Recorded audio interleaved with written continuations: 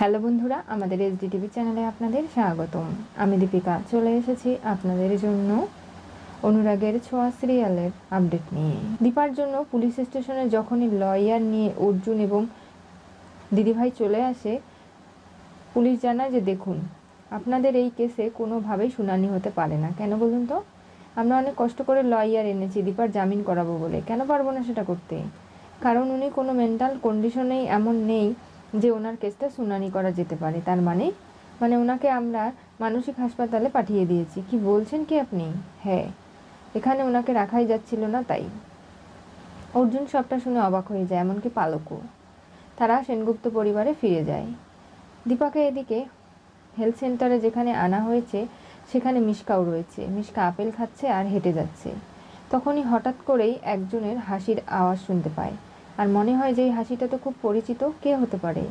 পিছন ঘুরে তাকিয়ে দেখতে পারে দীপা। অবাক হয়ে যায় মিশকা, বলে এরকম কখনো কোনো পরিস্থিতি হতে পারে আমি ভাবতেও পারিনি।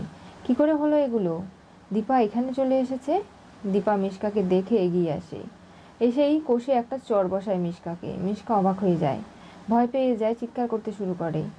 বাকি নার্সরা দীপাকে ধরে ফেলে, বলে এই এখানে থাকতে গেলে ভাব করে থাকতে হবে, এরকম করলে কিন্তু চলবে না। হ্যাঁ, আমি ভাব করবো তো, ওর সঙ্গে আমি ভাব করব, এই বলে মিশকার কাছে গিয়ে ওকে আদর করে দেয়। এরপরে দীপাকে নিয়ে যাওয়া হয়। দীপা বলে টাটা, আবার তোমার সঙ্গে দেখা হবে আমার। মিশকা দীপাকে দেখে এমন আতঙ্কিত হয়ে যাচ্ছে যে তার রাতের ঘুম উড়ে যাচ্ছে। সে ভাবতেও পারছে না যে দীপা কী করে এখানে এলো, আর কেনই বা। তার মানে দীপার কোনো উদ্দেশ্য রয়েছে। আমি যে অসুস্থ নই সেটা দীপা নিশ্চয়ই বুঝে গেছে। এগুলো নিয়ে দীপার প্রতি অনেক বেশি প্রশ্নে জর্জরিত মিশকা। অর্জুন সেনগুপ্ত বাড়িতে ফিরে আসতেই সোনারূপা পরিবারের বাকিরা বলে দীপা কোথায়? ওকে নিয়ে আসুনি? না, সেখানে গিয়ে যা কথা জানতে পারলাম কি হয়েছে, দীপা নাকি মানসিক ভারসাম্য হারিয়ে ফেলেছে। কি? এটা কি করে হলো? বৌদি তো ঠিকই ছিল, কোনোভাবেই তার কোনো অসুবিধে হয়নি, কোনো ক্ষতিও হয়নি, তাহলে এই পরিস্থিতি কিভাবে হলো? তোমরা কেউ কোনো চিন্তা করো না, আমার মা ঠিক আছে। মা যা করছে জেনে বুঝে করছে, সত্যিটাকে খুঁজে বের করার জন্য। তোমরা এমন কিছু করো না, মার পথের বাধা হয়েও না। মা আমাকে জেলে বলেছিল যে মা ঠিক ফিরে আসবে সোনারূপার কাছে। কোনোদিনও মা যে অন্যায় করেনি তার শাস্তি তাকে পেতে হবে, মাথা পেতে নেবে না। তাই বলছি। রূপা, এসব কি বলছিস তুই? ঠিকই বলছি। শোনো কাকাই, তুমি তো আমার থেকে মাকে বেশি ভালো চেনো না। ছোট থেকে সেই মায়ের সঙ্গে আমি রয়েছি, তাই মা যা করছে তাকে করতে দাও। তোমরা দেখবে মা সত্যিটা সকলের সামনে খুঁজে আনবেই।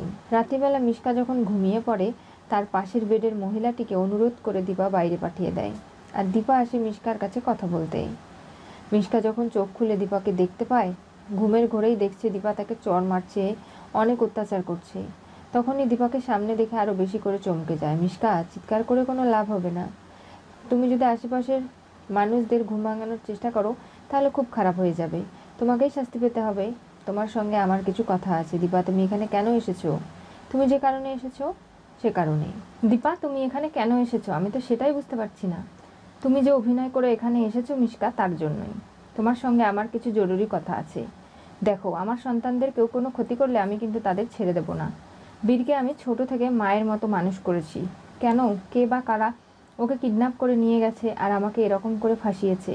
আমি যদি তাদের ধরতে পারি আমি কিন্তু ছেড়ে দেব না। দেখো, বীর হচ্ছে আমার জন্য শুধুমাত্র একটা গুটি ছিল, শুধুমাত্র অর্জুন সূর্যকে পাওয়ার জন্য, তাছাড়া আর কিচ্ছু না। আর সেটা যখন পাইনি, আর বীরের জন্য আমার কোনো মাথা ব্যথা নেই। ওকে কে নিয়ে যায় যাক, কার সঙ্গে কি ঘটাচ্ছে সেগুলো আমি জেনে কি করব? তার মানে আমি বুঝতে পেরেছি, তুমি এইখানে থেকেও দাঁড়িয়ে বুঝতে পেরে গেছো যে বীরকে কেউ কিডন্যাপ করে নিয়ে গেছে, আর এই পরিকল্পনায় তুমিও যে যুক্ত রয়েছে সেটা বুঝতে আমার বাকি নেই। আর এই সমস্ত কিছু তোমার পাপাই বাস্তবায়ন করছে, তাই তো? দেখো মিশকা, তুমি যদি বীরকে ছেড়ে না দাও, ওর যদি কোনো ক্ষতি হয়ে যায়, আমি কিন্তু তোমাকে খুন করে দেব। তোমাকে কোনোভাবেই আমি ছাড় দেব না, কারণ তুমি ওই বাচ্চা সঙ্গে যা অন্যায় করেছো সেটার খেসারত কিন্তু তোমাকে দিতে হবে, আর তখন তুমি আমাকে কিচ্ছু বলতে পারবে না। তাই বলছি, যে বা যারা তোমার সঙ্গে এই চক্রান্তে যুক্ত রয়েছে তাদেরকে বলো বীরের সঙ্গে খেলা করা হয়ে গেলে তারা যেন বীরকে ছেড়ে দেয়, কোনোভাবে বীরকে নিজের কাছে ধরে না রাখে, তাহলে কিন্তু এর ফল ভালো হবে না। দীপার ধমকিতে মিশকা অবাক হয়ে যায়। এরপরে দীপা চলে যায়। পুলিশের কাছে জানানো হয় দীপার মানসিকভাবে ভারসাম্য হারিয়েছিল, সাময়িক, এখন সে সুস্থ আছে, তাই তাকে আবারও জেলখানায় পাঠানো হয়। পরের দিন সকালে পৃথা এবং তার ছেলে ভিক্টর দুজনে ব্যাগপত্র গুছিয়ে অর্জুনের বাড়ির টাকা পয়সা, দলিল, যা কিছু প্রয়োজনীয় সবটা নিয়ে সেখান থেকে পালিয়ে যাওয়ার চেষ্টা করছে। তখনই অর্জুন চলে আসে, বলে আপনারা কোথায় যাচ্ছেন? দেখো না, আমাকে দিল্লিতে যেতে হবে, আমার একটা নাচের কনফারেন্স রয়েছে। দীপার এই অবস্থা, আপনারা এখন ওখানে যাবেন? আমি কন্ট্রাক্ট সই করে ফেলেছি, নগদ টাকাও নিয়ে ফেলেছি, এখন আমাকে তো যেতেই হবে। আমি সুস্থ আছি, আমাকে না গেলে যে হবে না। আর তাই আমি নিজের সঙ্গে ভিক্টরকে নিয়ে যাচ্ছি, যদি কোনো কারণে অসুস্থ হই বা শরীর খারাপ হয় তার কারণে। আর দেখো বাবা, মানুষের কর্মটাই তো আগে, সেটা না থাকলে মানুষ ইনকাম করবে কিভাবে? নিজেদের চলতেও তো অনেক টাকা পয়সার প্রয়োজন হয়, বলো, সেগুলো কে কাকে দেয়? আচ্ছা, আপনাকে যেতে হবে না, যা টাকার প্রয়োজন সবটা না হয় আমি দিয়ে দেবো না, সেগুলো কি আর হয়? তখনই পুলিশ চলে আসে, বলে দেখুন, দীপা সেনগুপ্তকে আমরা থানায় এনেছি, তার মানে ওনার সাময়িক কিছু সময়ের জন্য এরকম মানসিক ভারসাম্য হারিয়ে গিয়েছিল, এখন আবার উনি ঠিক আছেন, ওনার কেসটা এবার কোর্টে উঠবে। আপনারা কোথায় যাচ্ছেন?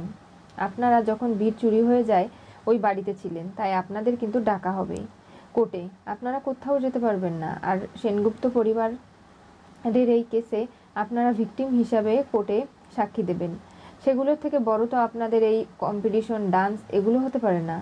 আর আমি একটা কথা বলি পৃথা দেবী, আপনি কিন্তু কোনোভাবেই এই বাড়ি ছেড়ে বেরোবেন না, তাহলেও পুলিশের অনুমতি আপনাদের লাগবে। কিন্তু আমার যে একটা দিল্লিতে কনফারেন্স রয়েছে, আমাকে যে যেতে হবে খুব ইমিডিয়েটলি, কোনোভাবে আমরা আপনাকে যাওয়ার অনুমতি দিতে পারছি না, তা আপনি এখানেই থাকুন। অর্জুন এই সমস্ত কথা শুনে অবাক হয়ে যায়।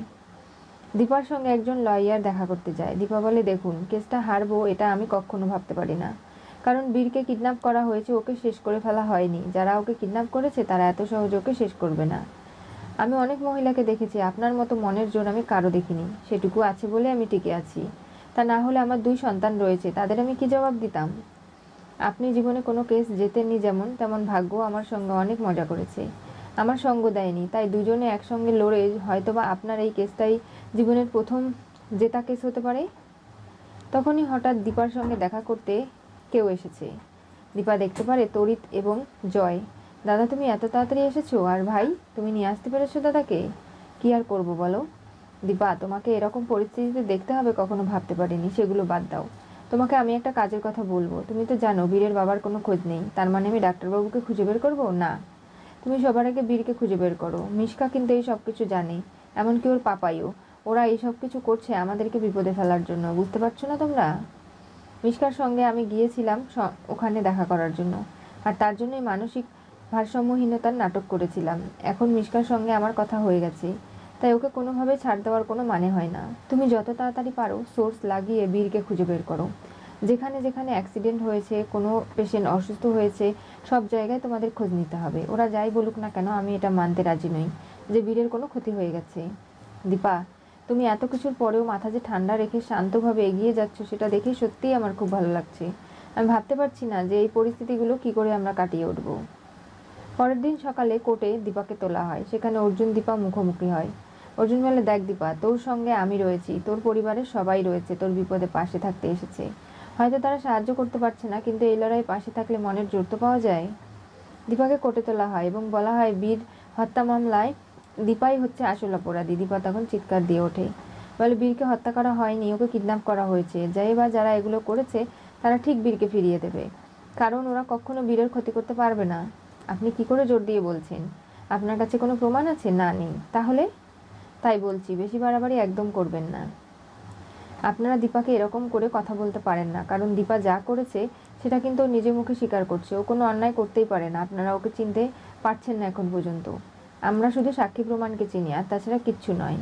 আপনার মুখের কথাকে আমরা বিশ্বাস করব না লাবণ্য সেনগুপ্ত, আর কোর্টে যদি এরকম চলতে থাকে আমরা কি করে কোর্টের কার্যক্রম শুরু করব বলুন? দীপাকে বলা হয় যে একটা বাচ্চার দেহ পাওয়া গেছে, সেটা বীরেরই হবে। দীপা বলে যে না, সেটা পরীক্ষা করা হোক এবং তারপরে জানানো হোক যে আসলে কি ওটা, সেটা আমি জানতে চাই। বীর কখনো এরকম করে আমাদের ছেড়ে চলে যেতে পারে না। বীরের জন্য দীপার চোখে জল চলে আসে। প্রত্যেকে ভাবতেও পারছে না যে এগুলো কি হচ্ছে। অর্জুন বলে, আপনারা চিন্তা করবেন না, কেসটাকে অন্যদিকে মোড় নিয়ে যাওয়া হচ্ছে। একটা বাচ্চাকে এরকম করে শেষ করার দায়ে দীপাকে জেল খাটানোর চক্রান্ত চলছে, কিন্তু সেগুলো কিন্তু কখনো সফল হবে না। কি হতে চলেছে অনুরাগের ছোঁয়া সিরিয়ালের পরবর্তী টুইস্টে? দীপা পাগলা গারদে মিশকাকে মেরে বীরের খবর বীরের খোঁজ বের করলো। আজকে দিবা যেভাবে বুদ্ধি খাটিয়ে মিশকার মানসিক হাসপাতালে চলে গিয়েছিল এবং সেখানে গিয়ে জানতে পারে যে মিশকা ওখানে বসে থেকেই সেনগুপ্ত পরিবার কে কি করছে না করছে কি হচ্ছে সবটাই জানে এবং মিশকার পাপা এই সব কিছু কিন্তু করছে, আর যার কারণে কোনোভাবেই দীপা ছেড়ে দেবে না। মিশকাকে তো শেষ করার হুমকি দিয়ে এসেছে, তারপরেও বীরকে ছেড়ে দেয়নি তারা। কোর্ট থেকে জানানো হয় যতদিন পর্যন্ত না বীরেরকে পাওয়া যাচ্ছে বা বীরের যে বডিটা পাওয়া গেছে আইডেন্টি করা যাচ্ছে ততদিন পর্যন্ত দীপা সেনগুপ্ত পুলিশ হেফাজতেই থাকবে, কোনোভাবে বাড়ি যেতে পারবে না।